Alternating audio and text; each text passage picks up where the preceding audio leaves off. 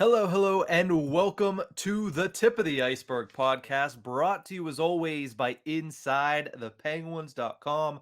Let us be among the first to wish everybody out there a happy holidays. Of course, those who celebrate Hanukkah already in full swing of their holiday season. Those who celebrate Christmas, that's coming up here this weekend. So a happy holiday to you and yours. But Horwat, let's talk about the Pittsburgh Penguins. And we will have a little bit more Christmas stuff at the end of the episode. We're actually going to do a holiday snake draft with three of our favorite holiday movies and then two each of our favorite holiday episodes, whether it be from sitcoms, dramas. I assume we're both going to end up going with sitcoms, but that's just how it goes around this time of the season. But before we get into the fun stuff, let's get down to brass tacks. Horwat, the Pittsburgh Penguins get a bit of revenge against the New York Rangers on Tuesday. They wore the RoboPen again. So have Mhm. you looked at your regular home jerseys and said, "Oh, that's what they look like"?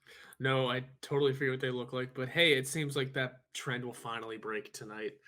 Um, and normal uniforms will be worn.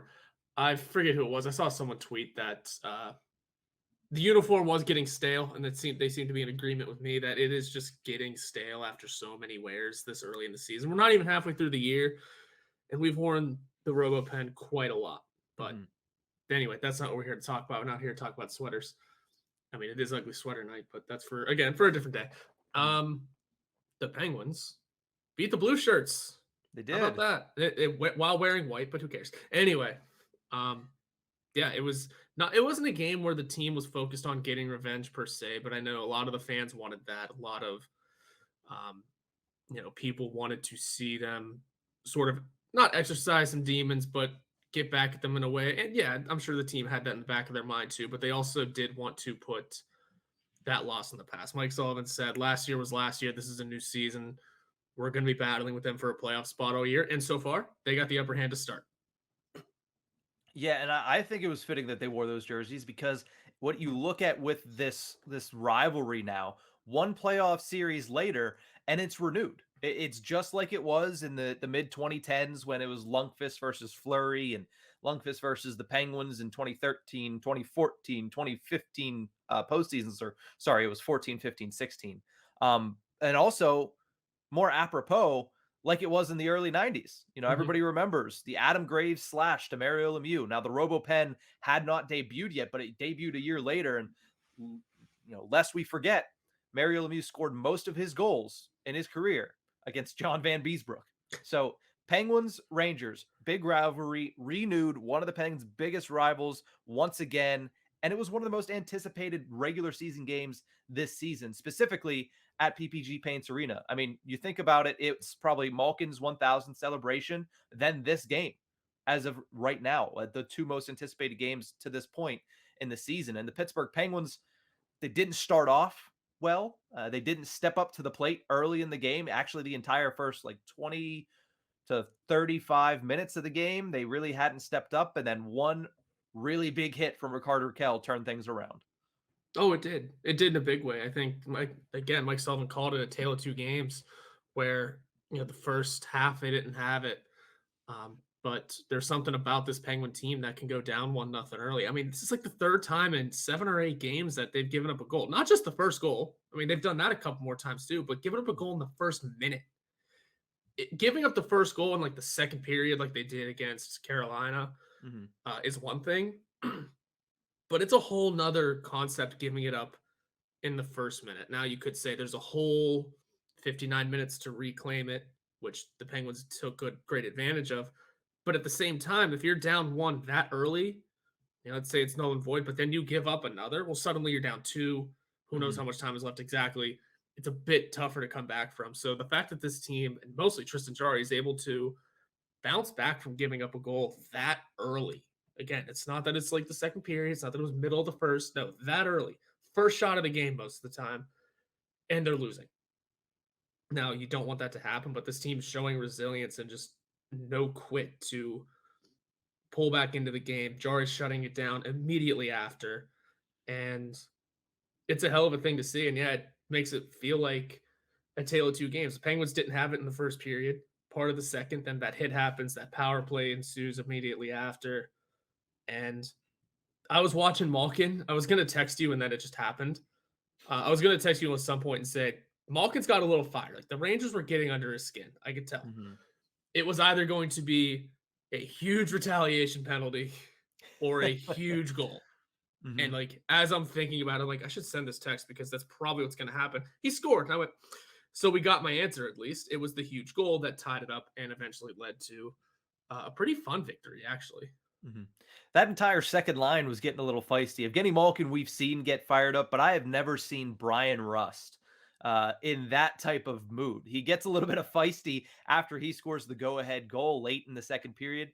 Put the Penguins up 2-1 after he whiffed on a really good opportunity at first, but goes straight to the net, gets that redirection goal, and then gets cross-checked right into the net by Ryan Lindgren, who was one of the big players in last year's 7-game series in a lot of the physical play and a lot of the getting under the skin category. But it looked like he was about to pounce on him. Kasperi Kapanen holds him back. Everybody's obviously seen the video at this point. But I thought Rust, as far as that game was concerned, especially in the second half, he was all over the ice. So even if it's him getting a little feisty and having to be held back, I saw a lot of fire from Bryan Rust in the remainder of the game that made me excited because he's been okay this season. He had that really long drought. He's been okay, but we haven't seen the killer Bryan Rust, and that's what I thought we saw on Tuesday, which is only a good thing for Pittsburgh Penguins. Yeah, and the almost chasing down Lindgren was one thing. I forget which team it was. It was in like the first game or two, where I don't know if he scored or you got the assist, but he was in the crease and there was a defender that that was sitting under him, and it looked like he Kobe stepped over him or AI Mm, stepped over him, whichever one it was. But he like screamed right in his face while this dude's just sitting in the crease. I think it was the Phoenix game. It may have been the home opener. So I've mhm, seen Rust have this little play with a little tension and down in front, and it's really fun to see. And obviously, it's paying off the right way. mhm, Um, and that's exactly what pulled it around. And yeah, Kapanen stepping in to make sure cooler heads prevailed is fun. And then um, really funny with Jason Zucker afterwards saying that um, that Bryan Rust has fought his pillow 7 times in his career. What was even funnier is at practice the next day. I'm gonna say because I was there and it was really funny. There was a little moment where the Penn's TV, I think it is doing it now. They had a junior reporter, and it was like this little kid. He's talking to he's talking to Zucker, and Bryan Rust from the next stall over just interrupts and goes, "Ask him about his pillow fight last night." So these two have a phenomenal friendship and a phenomenal little thing that it's great that they're sharing a line. They're able to go back and forth with each other. And not only is it paying off in the locker room, it's paying off on the ice because those two are. When Bryan Rust is hot, we know how good he can be, and when Jason Zucker is really good, he's really good this year. So mhm. they're a couple of the most fun players to watch on this team right now. Yeah, and Rust, it wasn't just that goal where he had a really good opportunity. You look into the third period, almost brought the house down. And I'm getting annoyed, Horwat, because there have been 6 or 7 times this season where whether it's Bryan Rust, Sidney Crosby, Evgeny Malkin's done it a couple times, they deke through 1 or 2 defenders, makes it look beautiful, gets ready to score one of the highlight goals of the season, and they haven't been able to put any of them away. And it just seems like they're getting so many great opportunities and creating so many like jaw dropping moves to get in front of the net. And they haven't been able to bury those. Like, I'm not going to complain. They got the win. But one of these times, and they're all at home ice. So one of these times, they have to bury one of these chances and bring the absolute house down. I think that's just a testament to how good defense has gotten around the league this year. Because I know exactly what you're talking about. They're getting these breaks, and then like a defenseman is just getting back just in time. Um, they're getting beat, but they're not getting beat like Joseph did in the Rangers' second goal, where I mean, what the other defense was just down and out. There was nothing much we could do about it, and Kreider's not missing that. Mhm. But yeah, I think I get what you're saying. It is kind of annoying seeing it happen so often to no avail. But I mean, hey, we're not watching a video game here. A bunch of different True. things can happen. That doing a play like that, making like succeeding in that, the puck moves, it bounces, it gets on edge again. It's not just gonna be puck on a string right back to your stick. Things happen. You got to do it the right way. Mhm. And defenses are just damn good now, especially against the Penguins, it seems. So Mhm. it happens. I mean, eventually they score, and they're scoring ugly goals this year, which is even They are. huge, which is even bigger. Yeah, that's been the key to all of this winning that they've done in the past 15 games. I believe it's actually in the past 16 games, they have 13 wins. A lot of those goals have come from right in front of the net. A lot of those goals have come from in the crease, and the Penguins have taken notice of that and have started to emphasize that a little bit more. But to close the book on the Bryan Rust performance. He finished with only the one goal, but he had 6 shots on goal, which is the most that he's had in a game since December 1st. So definitely something about that matchup against the New York Rangers. They got his juices flowing, and he produced and was a factor the entire back half of the game, which I thought was key for the Pittsburgh Penguins to taking that one. But it's funny you mentioned the Bryan Rust, Jason Zucker friendship, relationship. It almost seems like it's big brother, little brother for Jason Zucker being the big brother and Bryan Rust being the little brother, even though they're only 5 months apart in age. Jason Zucker was born in January of 1992, Bryan Rust in May of 1992. So it's weird that it's almost like Rust treats Zucker like he is 10 years older than him, but realistically, they're separated by what, 150 days? It's just some time, not much, yeah. Because I remember thinking about that, and I thought maybe it was because maybe there's like from the same state, they have some sort of good. No, I mean, Russ is from Michigan and Zucker's from California, so hey, you know what?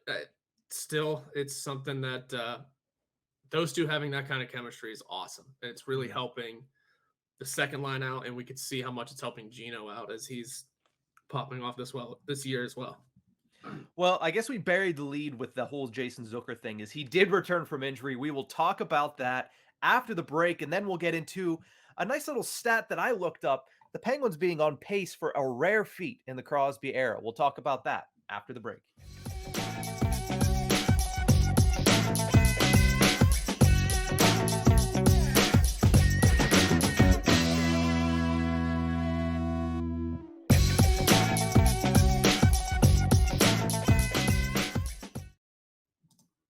Welcome back to the Tip of the Iceberg podcast, brought to you as always by InsideThePenguins.com. He is Nick Horwat. I am Nick Brlansky, and everybody is getting ready for this massive winter storm that is hitting. You right now are seeing rain, and I'm Yeah, about an rain. hour and a half east, and I am seeing heavy accumulations of snow. Yeah.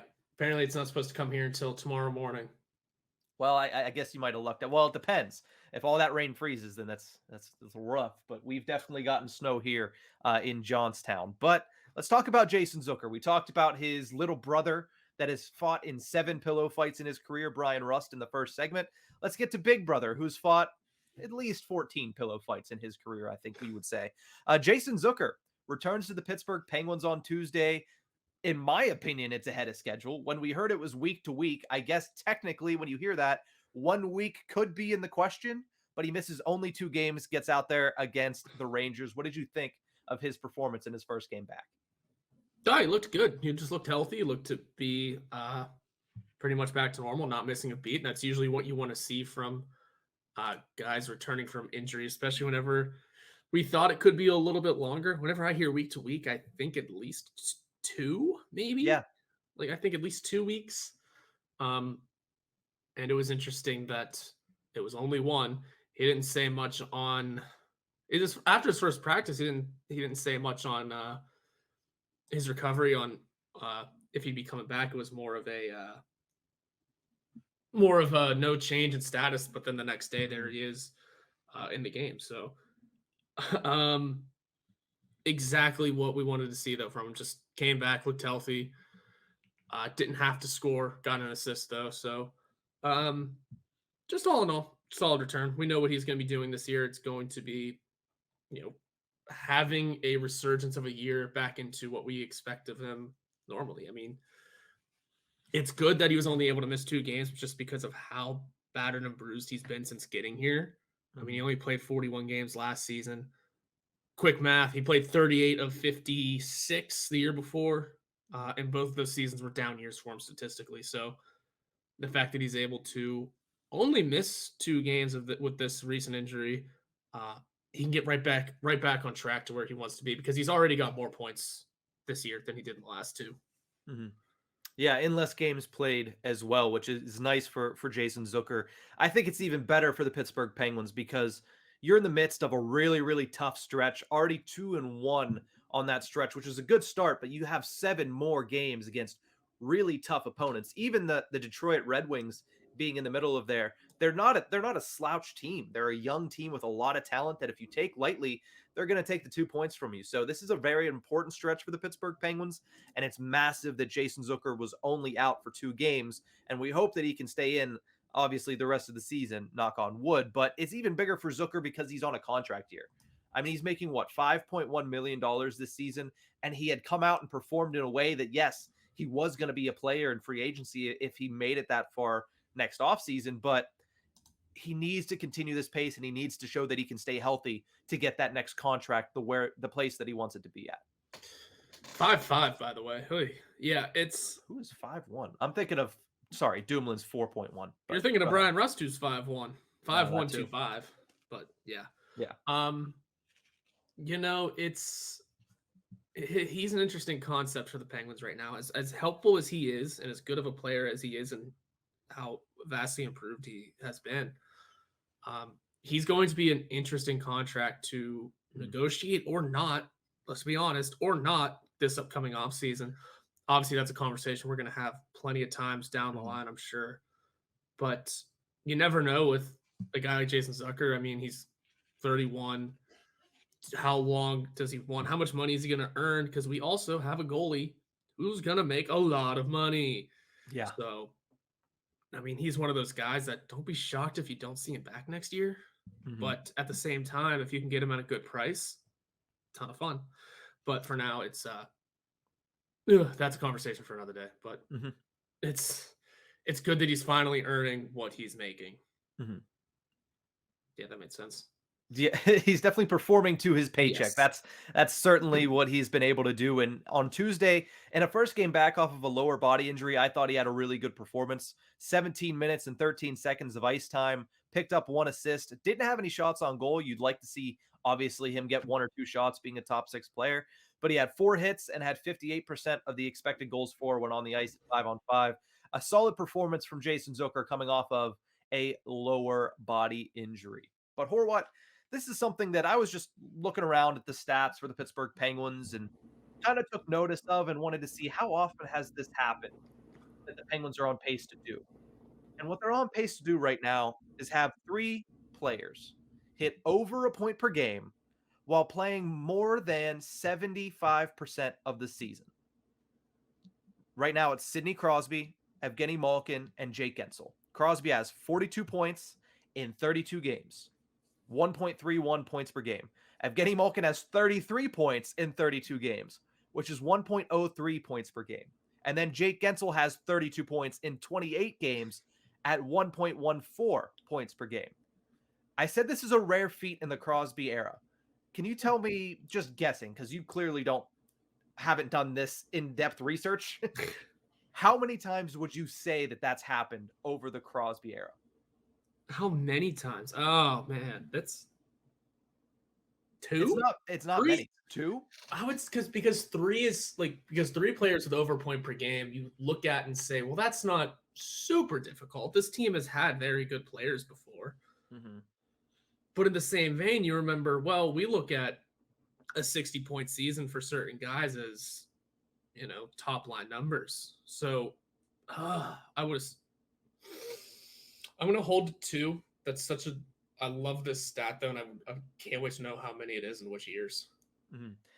It's actually only happened 1 time before, but it has almost happened a second time. So the time that it did actually happen in 2017-18, Sidney Crosby, Evgeny Malkin, and Phil Kessel all played over 75% of the season and all finished with over a point per game. The one time that was close was the following year, 2018-19. Crosby and Malkin both played over 75% of the season and had over a point per game. Phil Kessel also played over 75% of the season, but finished with exactly 1 point per game. Oh, so it has to be over. Over. Yeah. Over. Okay. Because I saw that. I made the parameters, and that's why I wanted to bring it up, because I made the parameters and I looked back and I said, he's really at exactly like he's 1 point away from making this actually true. So I had to bring that up. Mhm. So once, and then you could even throw it in there and finagle twice that it's happened in the 18 years of Sidney Crosby and Evgeny Malkin. And I'm shocked that it's that recent. I'm kind of Mhm. surprised one of those old ones didn't squeak in. Or like even something. The numbers weren't phenomenal during the lockout shortened season, but also that's around the time where Sid and Malkin weren't playing 75% of the season either. That's the other part of this whole trend is the guys that would be hitting those numbers like Malkin and Crosby. I mean, there was a couple years there where they were lucky to hit 50. So, yeah, that's an impressive stat, and I'm still a little surprised it took that long. But Phil Kessel, if anyone on this team's in the Crosby era was going to do it, yeah, it would have been him. Whenever you look at it, and some of the ones were interesting, and off the top of my head because I didn't write them down, like the 2013 lockout shortened season, Crosby went off. Obviously, Chris Kunitz almost qualified for this, but Evgeny Malkin was hurt. And then the year that Evgeny Malkin and James Neal both qualified for this, Sidney Crosby was hurt. So there's opportunities for that, and of course, we obviously want to hope for health here. But as of right now, Crosby, Malkin, Gensel doing amazing things in amazing sample sizes and just absolutely blowing away this league. Now, when you look at those seasons, it's not really a recipe for postseason success to have that. So I did want to mention that 2017-18, the team finished with 100 points in the standings, second in the Metropolitan Division, and got a loss in the second round to the Washington Capitals. Now, that's probably not anything to do with this trend, more so to do with the fact that they had just come off back-to-back cups. And as we all have noted, they were out of gas in that series against the Washington Capitals. But then in the 2018-19 season, they finished once again with 100 points, finished third in the Metropolitan Division, and were swept by the New York Islanders. It was the beginning of the downfall. The beginning of the can't win a playoff series in 5 years. But this season, they are on pace for 108 points, finishing, as of right now, third in the Metropolitan Division. Oh, man, the Metro is good, isn't it? We'll have to see what results that nets, and we'll have to see if they can continue this pace. But I thought it was interesting that we are nearly halfway through the season, and these guys are all playing at this level. And just another stat to highlight how impressive it is that these players are doing it at this level. And think about it. These guys did it 5 years ago with Kessel. They're now 35 and 36 years old and doing it with Jake Gensel. That's the impressive part. That is the impressive part, that these guys are a little more seasoned, and they're still doing this. And that's why Sidney Crosby, we had the discussion a few weeks ago, why he should be in the MVP conversation, and why we talked last week why he's one of the top of all time, because it is this age that he's doing it at.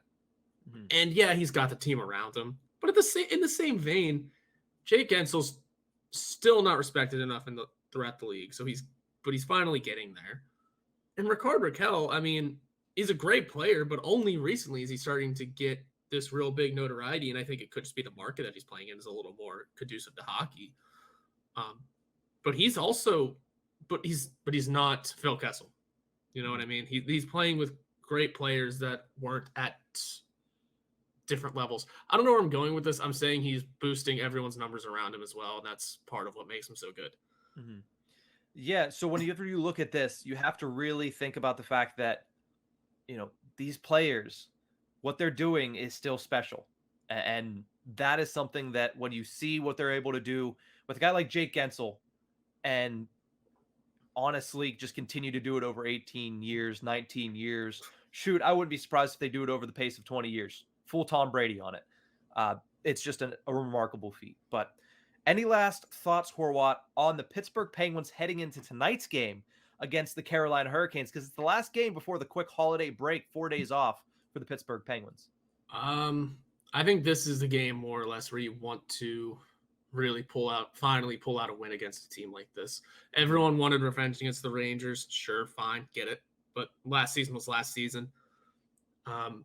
This is a team that you want to beat. You want to finally get one over on Carolina because of how the last two games against this team have gone, right? Had them in overtime. Probably could have had them in overtime if all three players on the ice didn't stop playing. Yeah.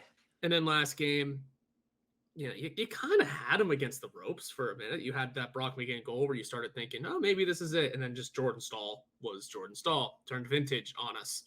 So this is the game where you want to finally hold on to what you have in terms of proving you are a better team. Again, Carolina, as good as they are, they still feel new to this, don't they? They still feel like they are not the contenders that they just might be, but they still feel very new to the game.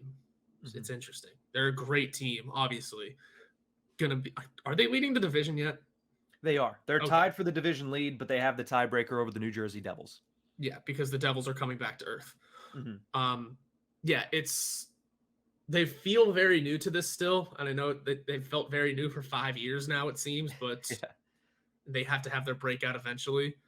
But until that really happens, they still feel like not as good of a team, so we got to find something over them. Here's the thing with this matchup tonight for the Pittsburgh Penguins. We don't have to get into the nitty-gritty of how they match up against the Carolina Hurricanes.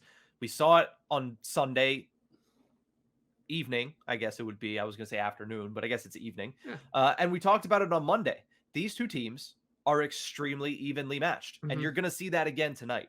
But for the Pittsburgh Penguins to go into the holiday break with a win over not just the Carolina Hurricanes, but back-to-back wins over the Rangers and the Hurricanes on home ice, and to pull within 2 points of first place in the Metropolitan Division. I understand both Carolina and New Jersey have games tomorrow before they get a break.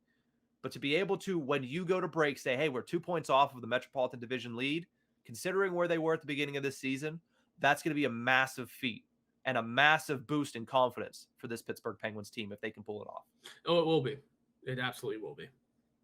Now, whether or not they're going to be able to beat Pyotr Kochetkov if he's in the net, that's going to be a different story. But it should be, in my opinion, if all things are considered, Kochetkov versus Jari, which we'll get to see that matchup, I believe, for the first time this season. Or did we see Kochetkov in the first game?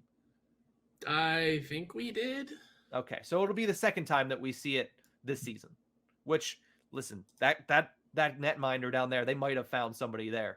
But as you've mentioned before, goaltending is voodoo, and they gave the kid the contract before seeing more than 100 game sample size. So we'll see if that works out for the Carolina Hurricanes, who have struggled to find their goalie ever since Cam Ward left the building. But for tonight's matchup, should be a good one. Penguins against the Carolina Hurricanes right before Christmas break. But since we're heading to Christmas break, we're going to take a quick one here and come back and have our Christmas movie / TV special, Snake Draft. We'll be right back.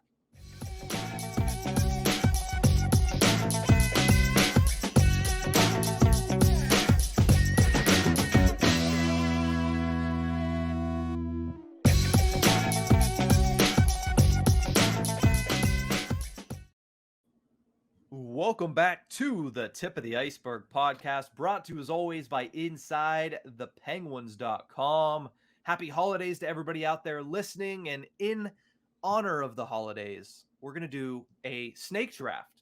5 rounds. First 3 are going to be movies, and the last 2 are going to be special TV episodes surrounding the holiday season. So Horwat, last time we did this, we just kind of tossed back and forth. Oh, you pick first. Oh, you pick first. But this is a snake draft, just to remember. So whoever gets the first pick will pick first. The guy that gets the second pick gets second and third, and then so on and so forth. So Horwat, I have a coin here, and I won't lie. I promise. I cannot tell a lie. Heads or tails for the first overall pick? Heads. Heads is the call, and I dropped it. Let me do that again really quickly. And tails is the actual winner. I don't know if I wouldn't have dropped it, it might have been heads. I have no idea. But I'll have the first round pick, then you have 2, and so on and so forth. So I'm picking a movie here, and my favorite movie for Christmas, and it's probably not going to go over well once we put this up for voting. I have to go with the Santa Claus. It's a tried and true classic. Tim Allen always has a direct line to my heart, to my funny bone, because of Toy Story, because of this, because one of my other favorite movies, I might not pick it, but one of my other favorite movies is on this list that I might take. But the Santa Claus to me is the quintessential Christmas movie. So I'm going to take that with the first overall selection. Is the other movie the Santa Claus 2 or 3? No, it is not the Santa Claus 2 or 3. I don't hate those, but they're clearly not as good as the first one. Usually one of these Christmas movies, the original is the best. And that's more often than not what drives a good movie like that into the ground. It is the fact that they decided to capitalize on something and make 3 of them. It's a Christmas movie, guys. You don't need to make 3 of them. The only ones you can make your sequel into a Christmas movie. I believe that's what Bad Moms did, which, by the way, hilarious movie. Yes. Underrated Christmas movie is Bad Moms Christmas. Yeah, but yeah. So I think that's kind of what drives us into the ground. But we know my opinions on movies. That's a fine film, I guess. Yes. Wow. Passive aggressive Horwat. Well, because here's the other thing that we're not talking as a 25 and a 26-year-old here. Christmas movies are for kids a lot of the times, especially like the ones that we fall back on. Like, I mean, what? Santa Claus played on Disney Channel, didn't it? It did, yes. So, in my mind, it sticks as a kids movie, whereas there's not too many adult Christmas movies. There's a lot more now, I guess. There's a lot now. And I'm not even talking those Hallmark scroll through Netflix and find find budgets that are smaller than this podcast to make a movie. Like, it's wild. But anyway, I digress. I should make a decision here because I get 2 now, correct? You get 2 picks for your first and second Christmas movies. Well, I'm glad that I get 2 in a row because 2 of my favorites are still on the board. And I have the DVD sitting right here because I prepared for this.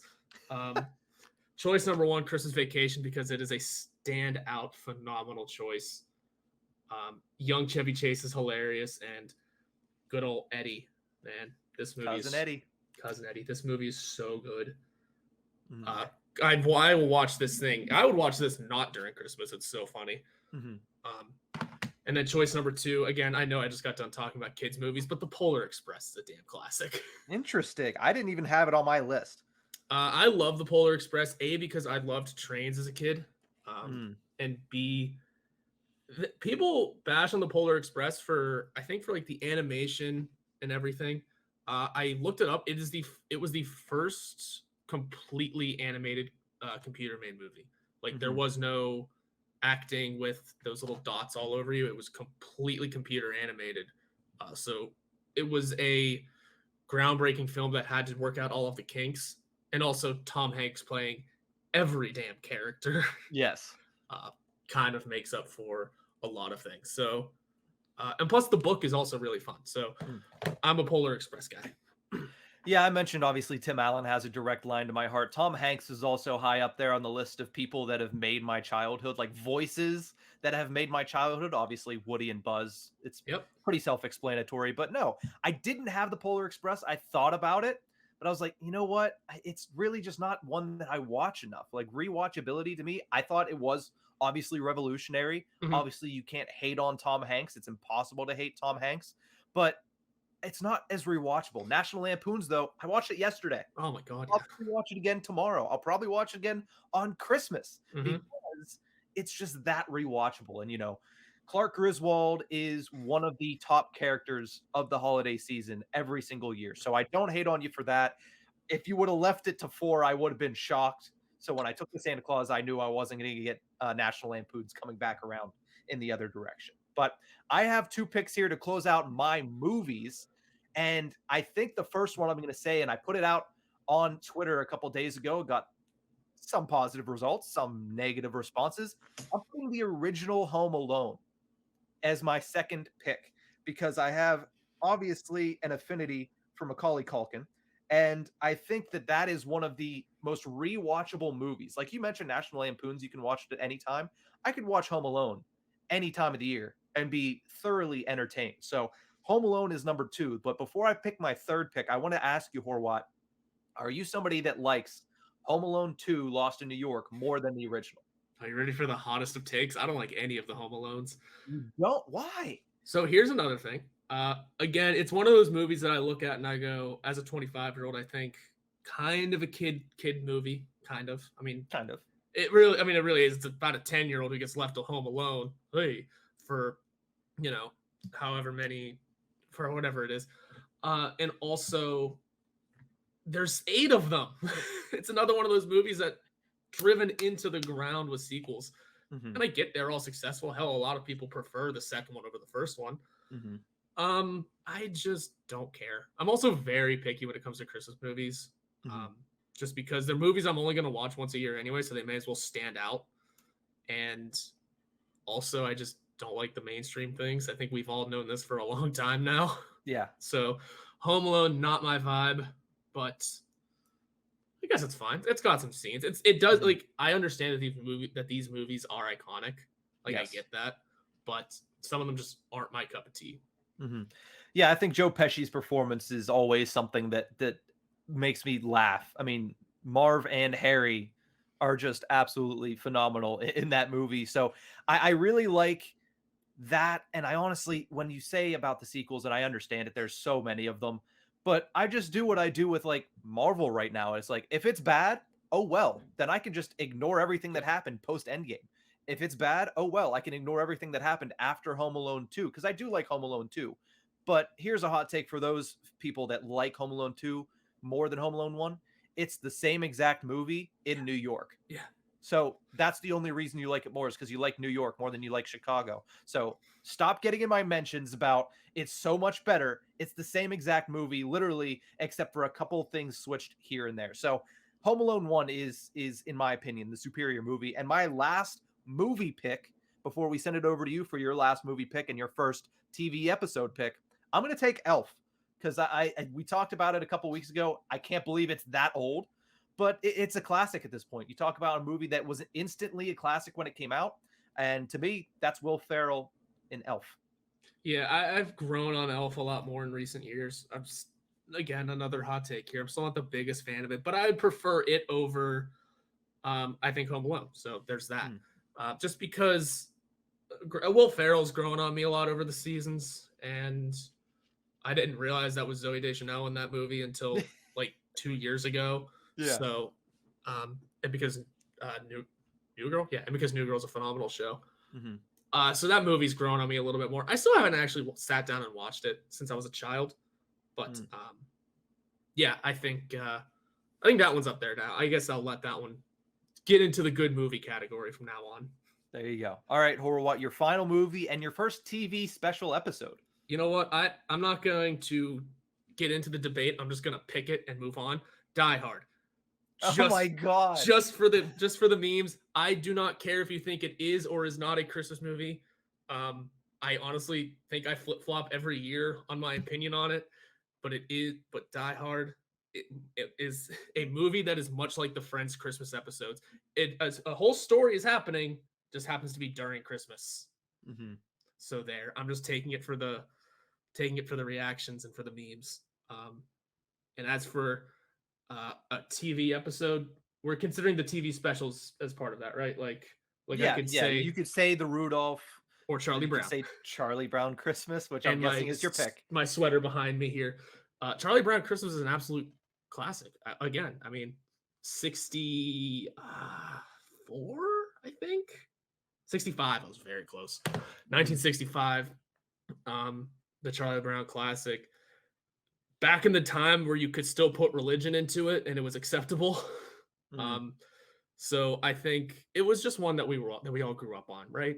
We all grew up on the Charlie Brown Christmas special and that sad little tree that just needed a little loving. Um, it is one that you could watch, like I said, since 1965. Every year, the message remains the same that um, there is more to Christmas than to think about the fact that they were talking in 1965 about the commercialism of Christmas, and here we are in 2022 celebrating Black Friday before Thanksgiving. Hmm. So, people listened clearly, but no, Charlie Brown Christmas is one of the best classics ever. Hmm. Yeah, and I did not think that that's where you were going to go with it. I really didn't because whenever you initially said it, you said, "Yeah, let's bring in like TV shows, like this episode." And I was like, "Okay, cool." So I thought I knew which one you were going for, and I'll leave it on the board for you, Horwat. So if you want to take it last, you can, but I won't mention it until we get to that point. I'll go along the same lines as the Charlie Brown Christmas special, and I'll go with the stop motion Rudolph the Red-Nosed Reindeer. It is one of the classics, as you mentioned, just as the same as Charlie Brown. And obviously, I already have Buddy the Elf on my team. Buddy is, in my opinion, we live in Pennsylvania, the place where there are two famous groundhogs. So I'm going to, on my team, put two famous elves. We have Buddy the Elf from Elf, and we have Hermie, the aspiring dentist from Rudolph. One of the best weird storylines thrown into a Christmas special in the history of the world. So I'm going with the Rudolph special stop motion, which, because also for me to be entertained by stop motion, Yeah. it takes a lot. And also understanding how long that had to take and how much work that had to be and how much it stands up to this day, I have to go with it. So I'm going to go with the Rudolph Christmas special stop motion from, I don't remember what year. I don't have it down. The 50th anniversary was in 2014. So I guess 1964. Wow. Oh, all right. Yeah, that's another one that you kind of forget how many different stories are packed into that movie, by the way. Like, isn't that one of those?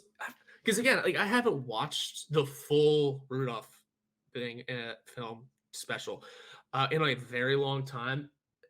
But I remember there just being more than just the Rudolph story in there. And it's kind of weird to rewatch as an adult because there's just so much different nonsense happening. But the basic storyline of, Dasher, Dancer, Donner, Vixen, all of them. Mm-hmm. The most famous reindeer of all, though. I mean, you got a good song that comes with it. It is the classic that year after year I forget to watch, honestly. Mm-hmm. Yeah, no, and it always comes up though. Mm-hmm. Like if you're at a holiday party and they got the TV on, it's always going to come up at some point. And you're going to be like, oh yeah, the stop motion Rudolph. I love it. And you could think about guys like Yukon Cornelius, which is one of the characters that randomly shows up in that one, and it's great. So I always love it. And you talk about, mine is, I guess, a little bit more of a childhood side and just a child specific team that I'm putting together. I'm going to throw that all out the window with my last pick, because I'm going to a show that I don't watch as much as a lot of people do, but one of the greatest Christmas episodes of all time. A lot of people love this show. I don't as much.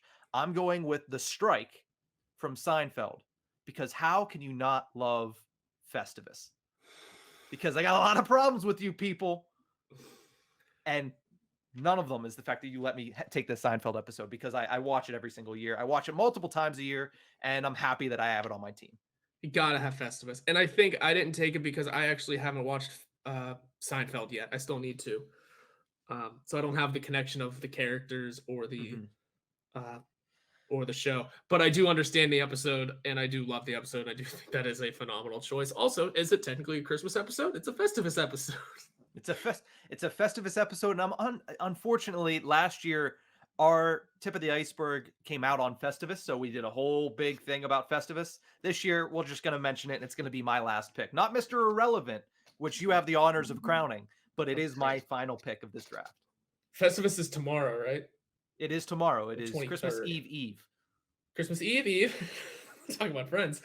Yeah, that's right, because it goes my dad's birthday, which is today, the 22nd, Festivus, and Christmas. Now I have to make skips over Christmas Eve. Okay, cool. Okay, listen, Christmas is Eve and day. We all know this. If I have to pick just one episode, you know what? Of all of the episodes, there's obviously so many good ones. The every Office Christmas episode's great. Most of the Friends ones are great, and I'm going to stick with Friends and just take the Holiday Armadillo episode. I mean, you can't go wrong with the Holiday Armadillo, Superman and Santa trying to teach the Sprouse twins about Hanukkah. Merry Christmas. Sprouse twins that weren't twins in that show. No, but they both played them, I think, didn't they? I think. Yes. What a great episode. And really, like I said, I rewatched all the Friends Christmas episodes recently, and I kind of realized that there's not a lot of Christmas storyline in most of them. It is really just an episode that takes place during the holiday or around the holiday, because a lot of them actually center around New Year's. The Friends Thanksgiving episodes are the ones that stand out, but the Holiday Armadillo all of a sudden just shoves its tail into this conversation, and that's where it deserves to be. Yeah, I mean, when you look at a lot of these episodes, I had The Office on there as well, but if you have to pick just one of them, I feel like a lot of these are like, the Office Christmas episodes are great to just sit down and watch. but none of the Office Christmas episodes have a moment or a storyline that stands out as much as the Holiday Armadillo. So I have no ill will towards your final selection, but I will say I did have, as an honorable mention, I guess we'll say, I had the Office Christmas Party of season 2 Mhm. as the one that I would have picked if I had to with an Office episode, because one, Yankee swap, that is just hilarious.